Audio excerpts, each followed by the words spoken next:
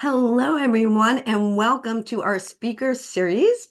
I am Debbie Levine with the Atlantic chapter here in South Florida, and I am so excited to interview today one of our masters of the dwarf planets, Alan Clay.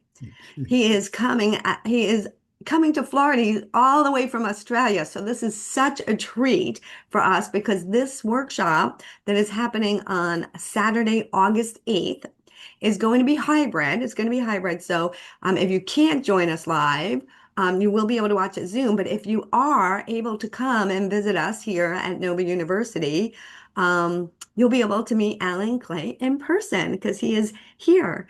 He'll be here in sunny Florida Very on his good. way to go to UAC in Chicago. So for those of you that are going to be in UAC, you'll be able to see him again. But I'm super excited to interview Alan today because I really don't know, I have to be honest, much about these dwarf planets. Like this is so exciting to me because so many of us, we focus, right? We focus on all the, Mercury, Saturn, Pluto. We get into a couple other goddesses and asteroids and stuff. But I've been researching it in preparation of this interview, and it's so fascinating. Yeah. But before we get started, I want you to know a little bit about Alan before we get into the whole dwarf planet thing, because I always love to know when, like, people got that call, like, hey, I think you should do astrology, right? We all get that phone call. Like we're just living our lives, and then all of a sudden we're like, astrology? Okay, maybe astrology. So, Alan, welcome. And how Thank did you. astrology find you? Look, I'm a Scorpio sun, and so I'm kind of one of those people that's wondering why it's all happening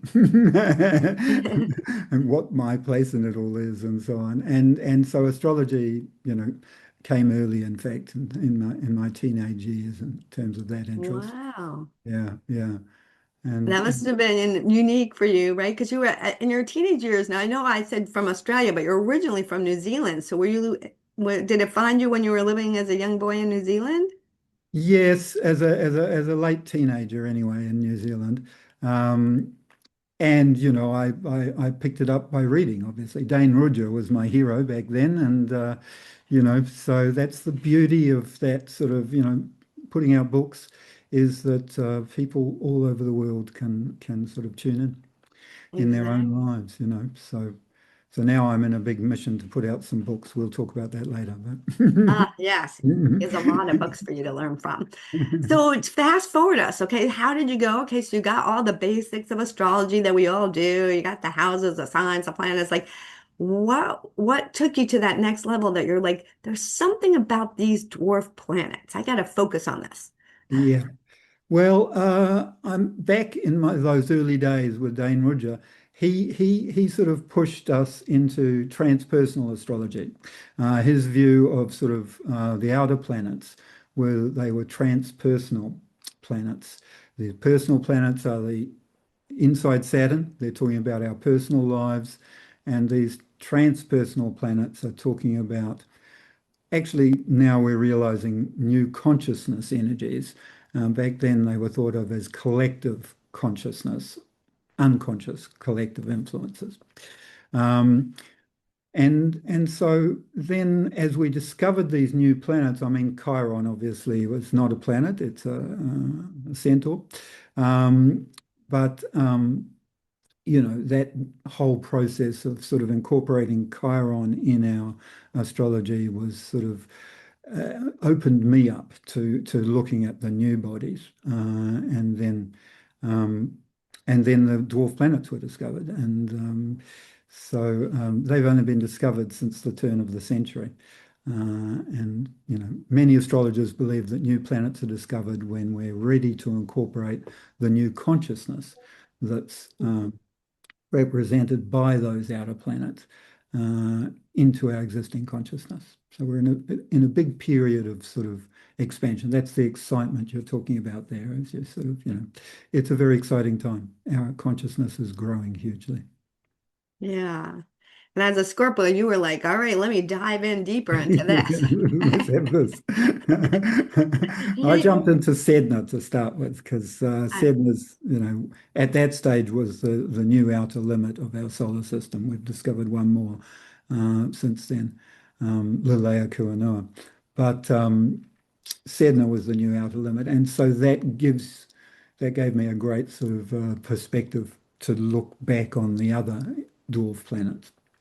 ah. Yeah, sort Can you of. tell, that's so interesting. Can you tell us a little bit about Sedna for those that might not be Yes. familiar? So Sedna is one of the ones we'll be working with on the weekend, on the 8th. And Sedna, yeah, New Outer Limit, talks about our spiritual destiny at the top level, but also about all the things we have to go through to get to that spiritual destiny. Talking about our soul growth, you know. Got an orbit of 11,406 years, so huge orbit, Mm, much bigger than anything else that we've sort of, been working with to date. And so if you think of our life, each of our lives is just a little piece of that big orbit. Uh, right. but if you believe that your soul incarnates over a number of lifetimes, then that Sedna orbit is the soul's path of destiny.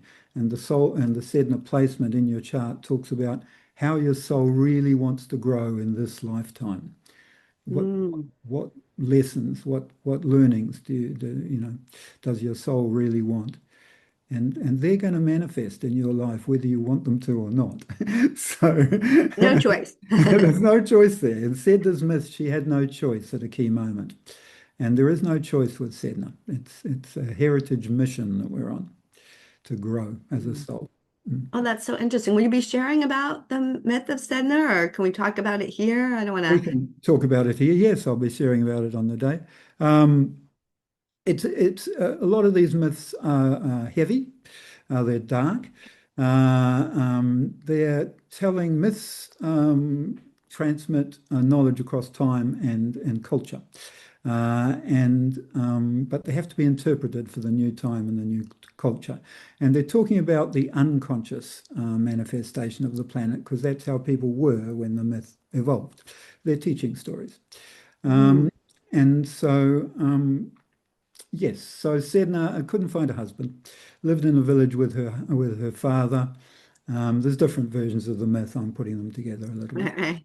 Um, and then finally, handsome prince came from a far off land and asked for her hand in marriage, and her father gave her hand in marriage to the handsome prince, and off they went.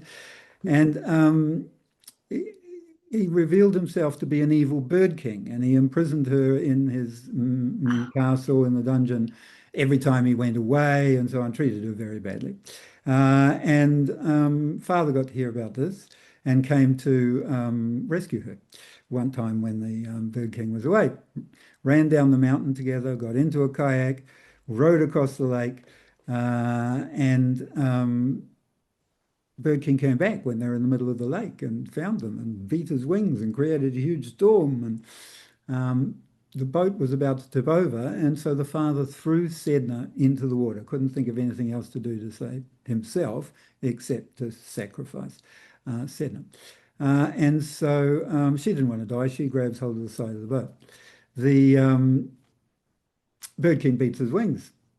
Boat's still about to tip over. Father takes an axe and chops off Sedna's fingers one by one till she can't hold on anymore. And then she sinks to the bottom of the ocean and she becomes the goddess of the food supply, and all of her fingers become the fish, the seals and the walruses and so on. That the Inuit, it's an Inuit myth, Eskimo myth, that they Inuit people live on.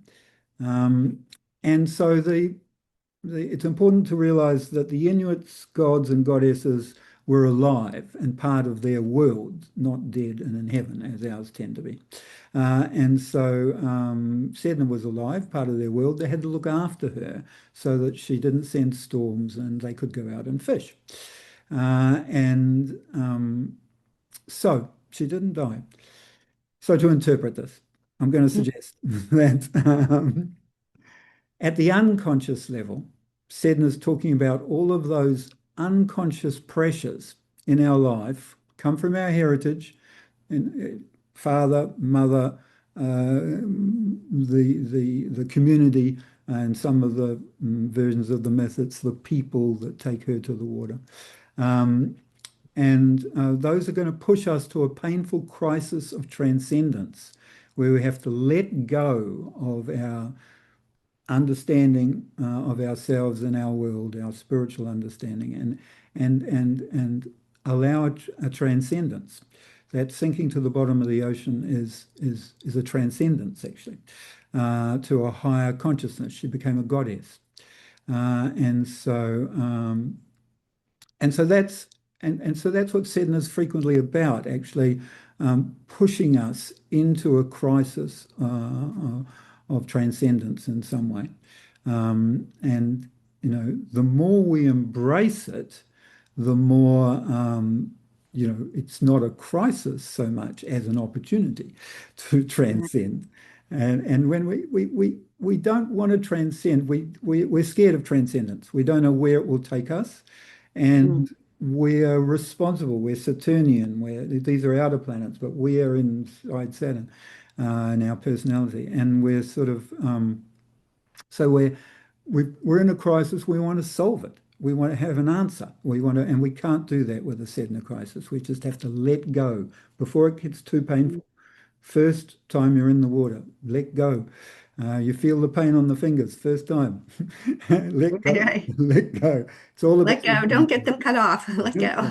It's all about letting go and accepting what's happening in your life. And that's actually the secret to our abundance. She became the goddess of the food supply. Is endless food. That's the abundance that comes when we accept our soul growth. Hmm. Just a matter largely of accepting whatever's happening in our lives. Whatever's happening is always perfect for our soul growth. So, we may not be what we want to happen, but it is what we need to have. So, I find it so interesting knowing now that you're a Scorpio that this was the first one that attracted to you because when I think of Scorpio, I think of Pluto and surrender and the whole letting you got go. it. You got it. You got it. Yeah, totally, totally. Yes, we'll talk about another one on Saturday, the 8th, which is Ixion, one of Pluto's, I call him Pluto's lawless brother, because he's Mm, in the same orbit as Pluto, and has that similar sort of Plutonian sort of have to surrender to it, but t t teaching us to be authentic, to be ourselves. Pluto dissolves our ego center so that we can be one with the universe, one with the divine. And then Ixion gives us an authenticity in that dichotomy. We're still an individual, but you know, we're one with everything. And how do we do that? Well, we do it by being ourselves, by being authentically ourselves. And and so we're going to start with Ixion on Saturday to give us, and I talk about Ixion being seeker consciousness. So it's our new seeker consciousness. Sedna is our new soul consciousness. Um, mm, yeah, seeker consciousness, that opens us to sort of what's our answer? What's our what what do we believe? right. So mm. So, where is Sedna now? What zodiac sign is she traveling through? So we're in a momentous time with Sedna at the moment. Sedna's just gone into Gemini a couple of years ago, over the last sort of 4 years in and out and so on, and then sort of fully in for the last 2 years. Currently, Uranus conjunct, or Uranus was conjunct at the end of May and will be again at the end of the year. So we're in this sort of Sedna-Uranus conjunction period. Mm, Sedna in Gemini, AI. The Sedna discovered in 2003. And another way we find the meaning of these new planets is to look at discovery events, things that happen in the year of the discovery that sort of tell us what the energy of the planet would be. Pluto was discovered the same year that nuclear power was discovered, and you can see that similarity there between Pluto, mm, nuclear power, and Uranus, electricity. Um, and so Sedna neural networks, the neural networks enable robots to learn from their experience, and that's what AI Oh, is based on. Um, so, so, so, and this is where we see these outer planets. You might think, wow, they're too far out, 11,000 year orbit, obviously not going to, actually at its closest point, we can talk about that, it's very strong at the moment. Um, it's a comet-shaped orbit, so, but even, still so far out. So it can't be influencing us. Sedna's yeah. gone into Gemini, boom, ChatGPT, Gemini, even Google's called their AI Gemini. Oh, wow. Yeah, Yeah, yeah. So- they did. Oh my gosh. Yeah, right. And all these connections right there and are right So, in front of us. Oh my yeah, God. So how long is like so she just it's she, right? I'm calling Sedna yes, she, plural. because of the story. Mm, So she just moved into Gemini these past few years, right back. So obviously she goes retrograde because you said mm. back and forth. And then so how long was she in Taurus for before that?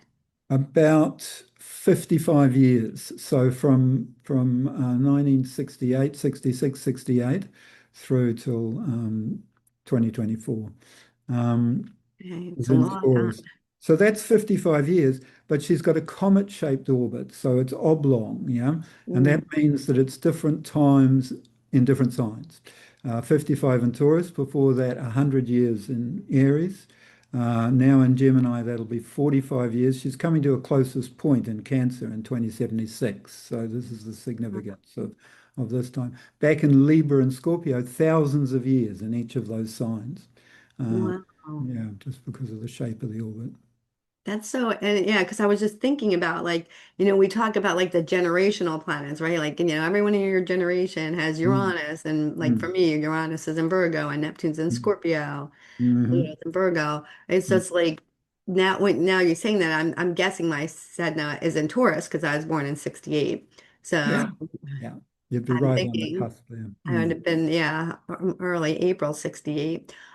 So Yeah. I'm like, and now it's moving into Gemini. I'm like, and when you say 45 years, I'm like, oh, well, I'm like, I hope I live to the end of Well, her this is cycle. it.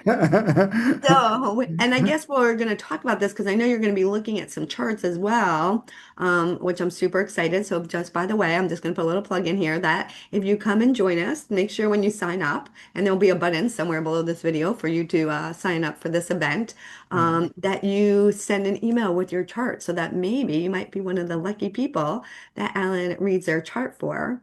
I'm going to try Because, and read everyone's chart if I can, because it's the charts that really give us, an understanding of how it's working in our lives, make it real for us.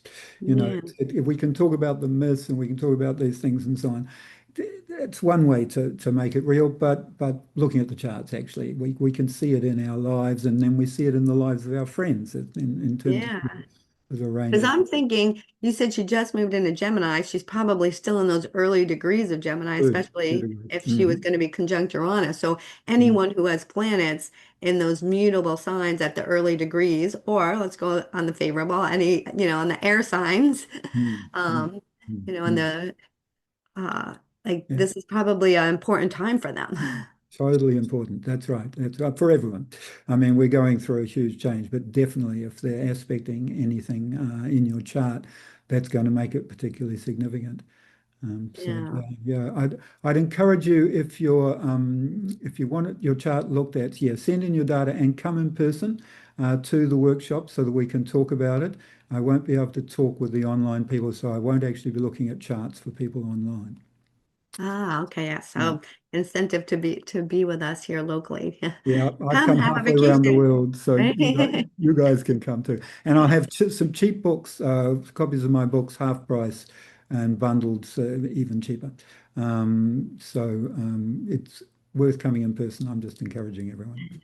And so, and you have a book on each. We're going to be covering how many? Five dwarf planets? We're covering five on Saturday the 8th. So we're doing the four most well-known ones, which are Haumea, Makemake, Eris, they're the ones that are officially the astronomers have called dwarf planets.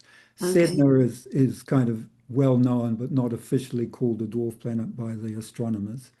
Um, And then we'll do Ixion, this new lawless brother of Pluto, to sort of kick us off. And that also hasn't been officially called a dwarf planet yet. The astronomers are slow to catch up with the discoveries. Right. And sometimes they demote people like Mhm. Pluto, right? That's right. And yes, I'll have four books, one on Ixion, one on Haumea, one on Makemake, and one on Eris. I put out a big one on Sedna some years back. That's available. I won't have that with me. And the other one I'll have is my New Stars for a New Era, a consciousness workbook for our 10 new planets. And that has 10 of the planets, those four that individual books are included, plus another six. And the individual books have sort of case studies and how each of the meanings of the planets is derived and so on, whereas the New Stars for a New Era just has the astrological interpretations and the house interpretation. The houses are where we see these outer planets manifesting most clearly in our personal lives. So, Right. And mm. so we know Sedna just moved into Gemini. Where are the other ones? So good questions. So Eris is in Aries. Eris is in Aries for everyone alive in their charts and in Aries in the sky at the moment. Eris has only moved about sort of 20 degrees in my lifetime. Um, and we only understand Eris through that sign, Right. which is quite a significant sort of, yeah. Haumea's just gone into Scorpio. Um, and That's been significant. The sign changes are key because we really see a big change. Um, Haumea is all about rebirth and regeneration. She's a Hawaiian goddess. Mm. And So she's been in that period in Libra has been a sort of a whole, human rights. Human rights has been sort of Haumea and Libra.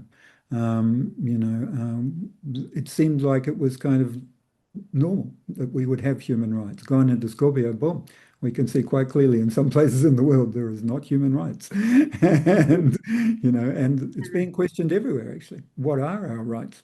And so, and that's it. She's a bit of a firebrand. She's a fire goddess and an earth goddess. Mm. And so, volcanic islands, the Hawaiian Islands. In Scorpio, she's a bit of a firebrand. What else have we got? So Ixion's in Capricorn, so replaced Pluto, sort of coming a little after Pluto. And So yes, Ixion's a bit of a lawless character and myth, sort of a sociopath, and we can see this manifesting in the world in all sorts of places at the moment. And Ixion's always asking the question: are the rules we're playing by the right ones? Mm. He's a bit of a tearaway in myth, and so and yeah, as we can see that question's coming up actually a lot at the moment with the Capricorn period. One other one, what was it? Makemake. Libra, in Libra. Um, Makemake is just a lovely new planet. Talking about um, our model of the world and of our place in it.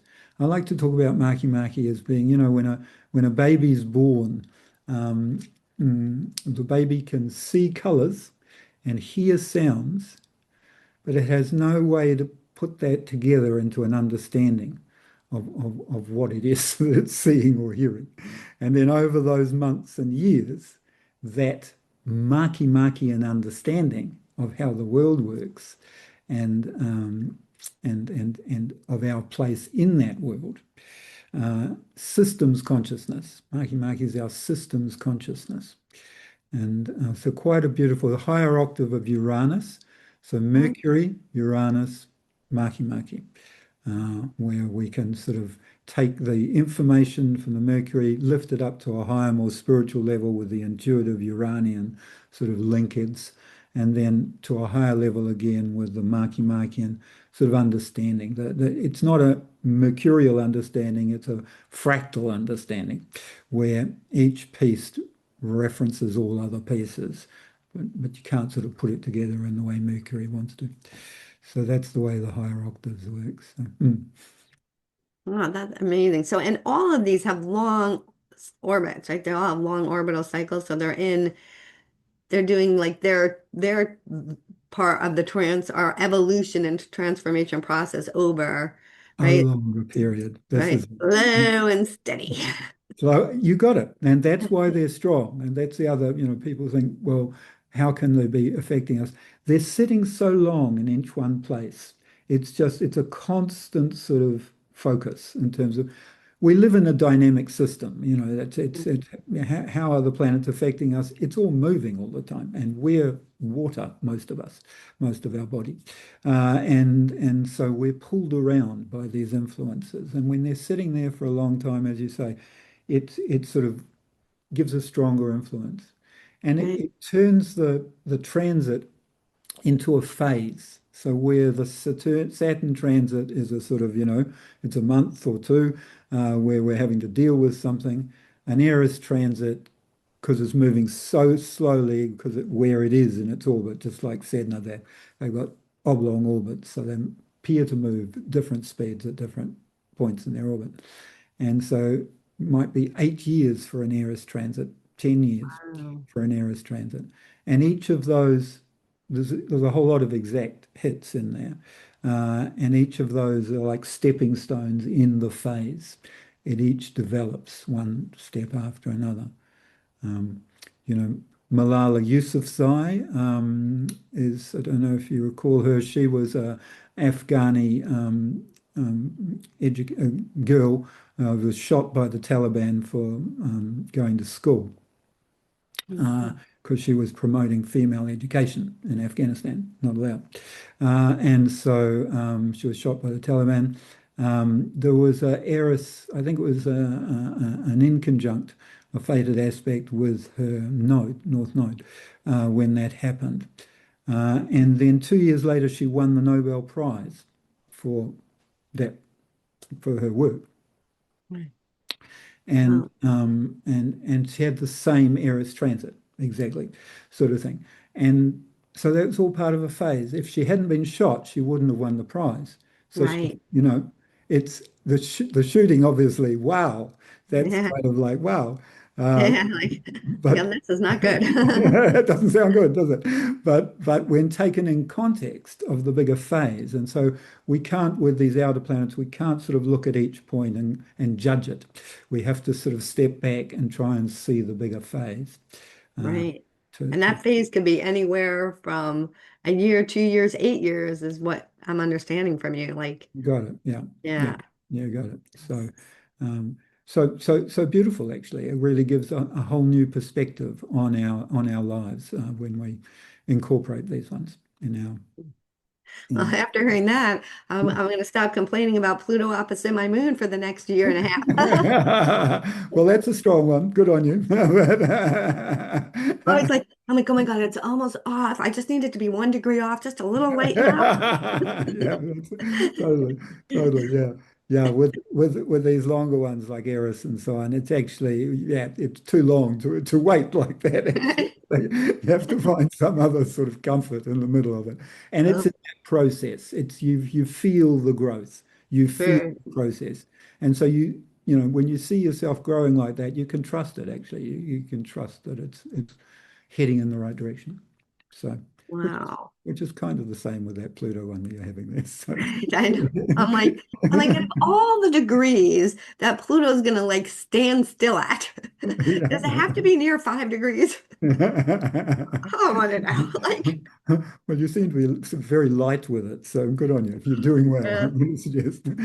it's like one of my things. Like I tell people, if you learn nothing from me, and I'm someone who teaches the basics of, I call myself the kindergarten teacher of Good. astrology. I'm Good. like, if you learn nothing else, Yeah. I want you to take away of it is that this is all just about awareness, Mm. right? It's just about awareness. From there, you have your choice of accepting or Yeah. not accepting, right? That's And it. from there, you have your choice of taking action or not. So like That's it. Yes. because I know, right? Because I know this is happening, I'm aware of it, right? Yeah. I accept that I have to go through this transformational phase, right? You know, I lost my dad in 2023. I just lost my mom last year. That was Uh, very unexpected. Like mm, not, and mm. and she was having Pluto was opposite Pluto conjunct her Mars, like when this was going down. So like I just was like, I have to surrender to this, Yes. Yes. And I know that something amazing is going to come out of it. Yeah. It's Yeah. just Yeah. not a slow process, Yeah. but I always tell people, Pluto, right? People like, oh, they can't wait for Venus. I'm like, Venus is so quick. I'm Yeah. like, she's in, she's out. A day or two or three. Right. So you might win some money at the casino that day. That's right. That's right. No, a completely Like, different kettle of fish. Totally. Look, that's it'd always be like, interesting for you to look at what Sedna was doing during those years you're talking about with your father and your mother.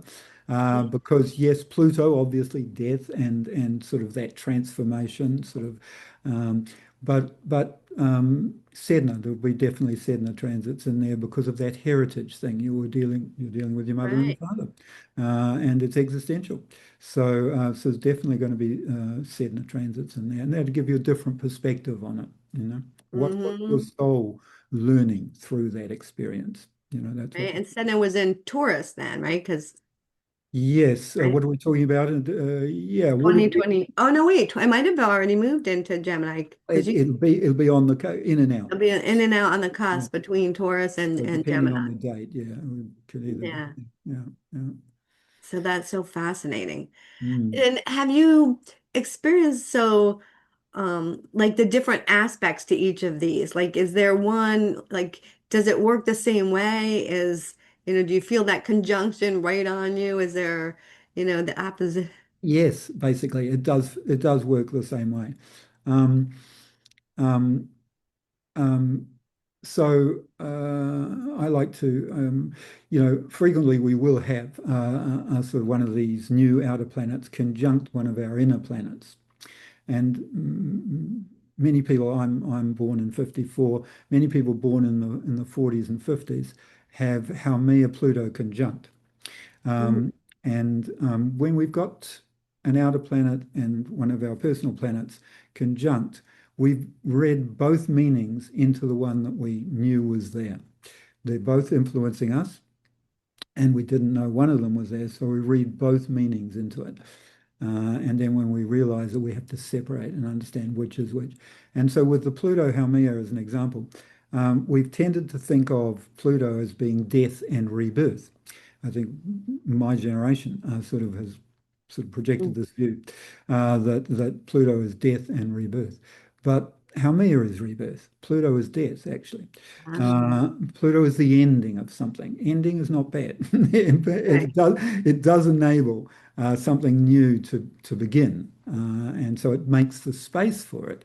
But Haumea is actually the planet that sort of talks about that renewal, and so yes, so the conjunctions work the same. They pull the energy together, and they all work the same basically. Yeah, yeah.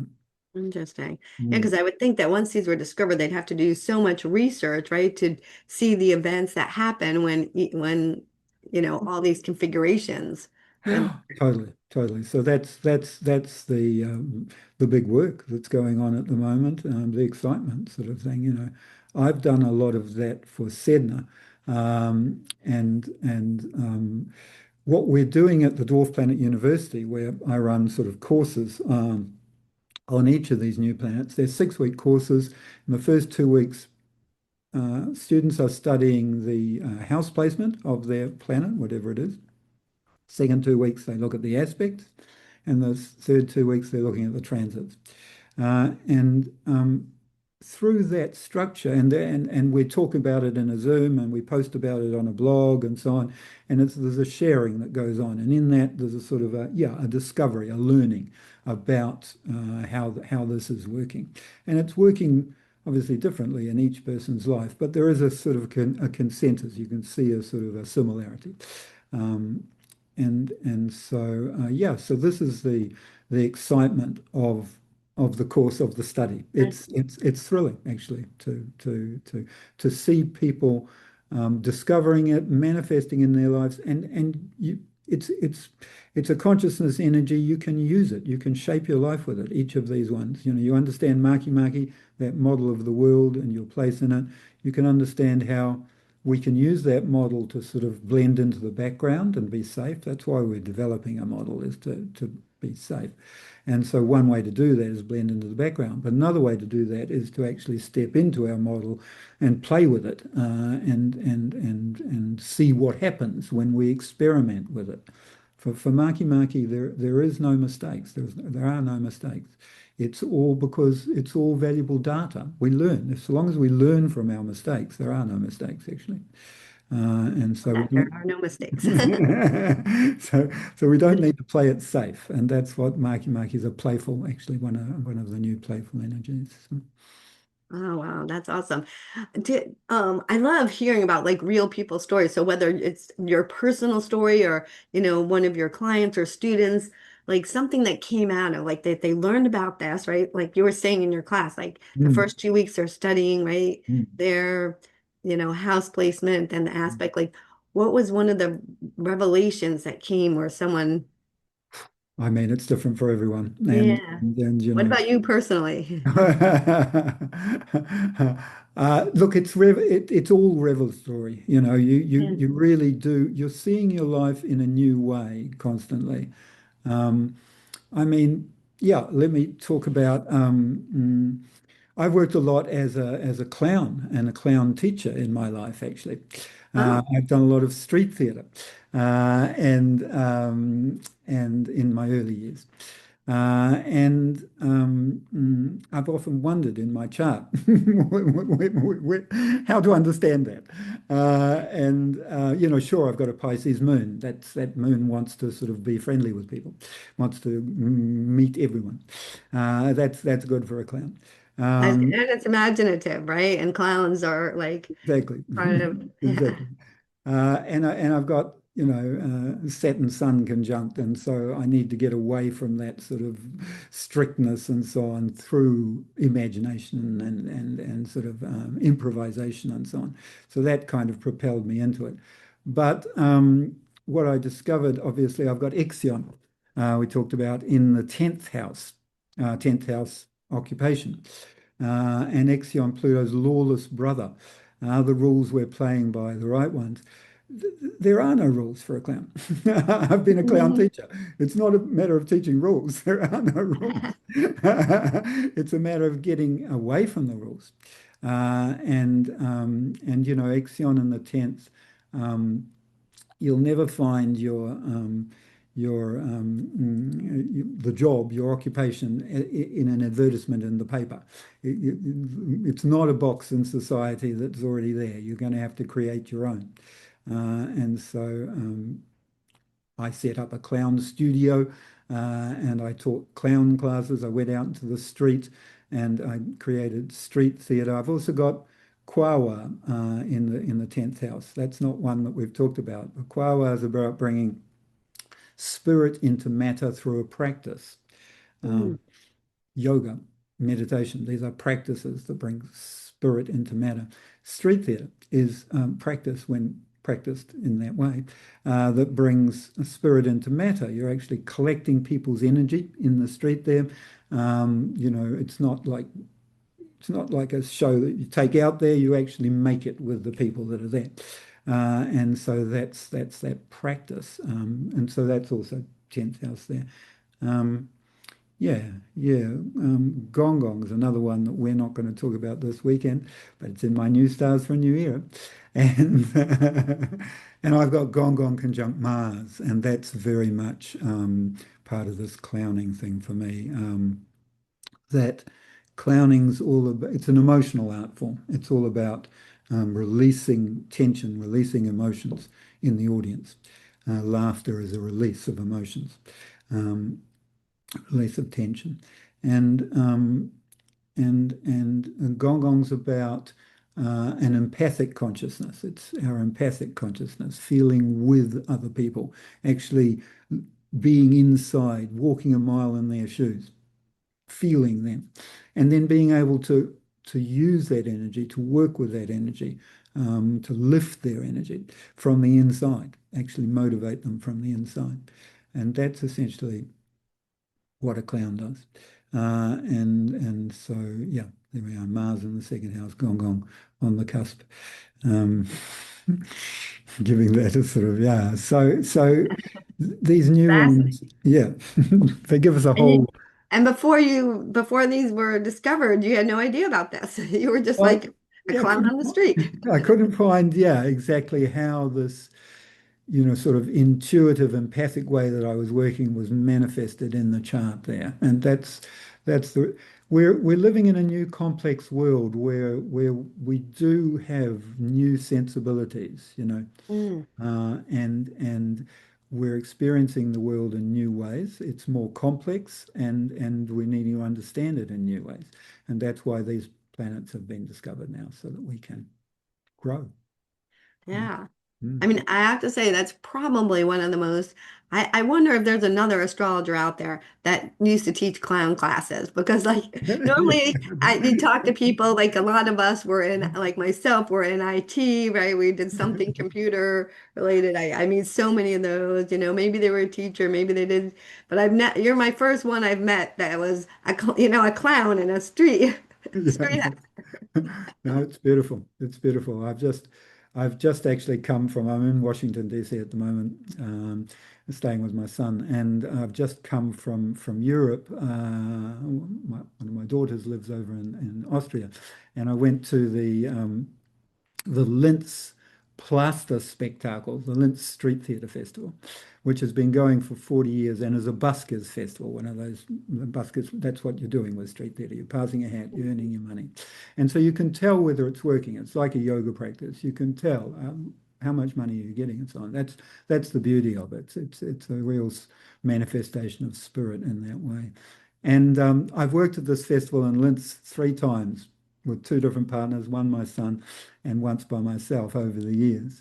And I haven't been there for sort of 20 years or something now. And so it's just lovely to go back there actually and to experience it's still going on. People are still doing that wonderful work. It's just beautiful work. So I love Ah, it. how fun. Mm, mm. Oh, fun. Well, now it makes me super curious. I don't know about the rest of you that are watching this. I'm like, okay, I gotta go see where all this is and what's going on and when Okay. my next transits are. So this is gonna be great because next on Saturday, August 8th, we're gonna get a taste of this. We're gonna cover 5 of these Mm, dwarf planets, kind of mm. get some insight into their stories. I mean, I guess I'm speaking. I should have you tell them what we're going to be doing. Sorry. No, you're doing good. I might overpromise. No, you're doing good. You know, my Mercury's in Aries. It just talks. Perfect. Do it. So, it sounds like what we're going to do, we're going to be going through these 5, which I'm super excited, right? I got a little homework already before I'm going to go check on this Sedna thing, see, Mm. see where this all is. And I'm like, all right. Um, And we're going to go through all those. We're going to get to hear the myths. Like I loved hearing that one story. I'm sure Mm. Alan's going to entertain us, right? I mean, he was a clown and a street performer. I would think this is going to be very entertaining. We're going Yeah. to get to hear these amazing stories so that we could understand the energy that each of these bring into our charts. Yes. Yeah. And then look at the chart so we could hear the stories come alive, right? We could hear Exactly. these stories come alive. Exactly. Exactly. And then you can use them in your life. From then on. Yeah. It's just practice. Practice makes perfect. It it took us 50 years, I discovered recently, between Pluto being discovered and the first book on Pluto, astrological meaning of Pluto, coming out. And so now we're moving quicker. We've sort of, Uranus, Neptune, Pluto, we're sort of getting these under our belts quicker. Now it's been just 20, 25 years since we started discovering these new ones. So Wow. we're jumping on. Well, if in the meantime, if you want to learn more about Alan and the classes that he teaches, his website is dwarfplanetastrology.com. So That's it. dwarfplanetastrology.com. That takes you there. Then you could subscribe to his newsletter. I'm looking at it right now. Subscribe to his newsletter.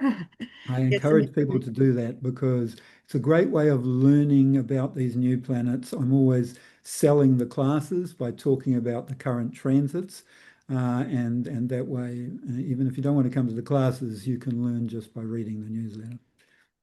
Perfect. And Mm, yeah, and then this is a perfect taste, and you'll also be able to find Alan not only on August 8th here in Florida, sunny Florida. You'll be able to see him in September if you happen to go to UAC. That's it. And I'll be in the trade show running a booth.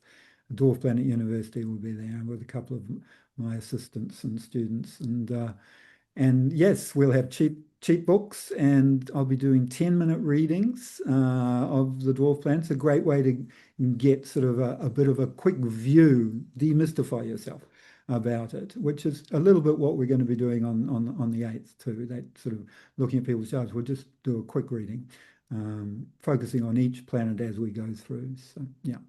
perfect. So don't delay. There's a button somewhere around this video for you to sign up for this event. It is a hybrid event. We are doing it if you can't get to sunny Florida. You can participate via Zoom, right? And Yes. there's still lots of learning that, Absolutely. we Yeah. always learn through other people's charts and stuff. So if you are going to be in person, Yeah. make sure to email us a copy of your chart. And Mm, mm. that's really it. Was anything else? Did I miss anything? I think that's what I wanted to say. Man, that's so beautiful. Yeah, yeah. It's going to be lots of fun, and it's we'll pace ourselves. So don't worry, it's not going to be hard work. It'll be It'll fun. be, I expect nothing less, right? Well, Uh, thank you everybody for watching. Thank you, Alan, for taking the time to chat with me. And I am super excited. I can't wait to see where these all are and see how they correlate for me for where I've been and where I'm going. Beautiful, Debbie. Yeah, thank you for this, and yes, I look forward to seeing everyone. It's going to be so fun. Awesome. All right, everyone. Thank you. And don't forget, register below. See you then. Bye. Bye bye.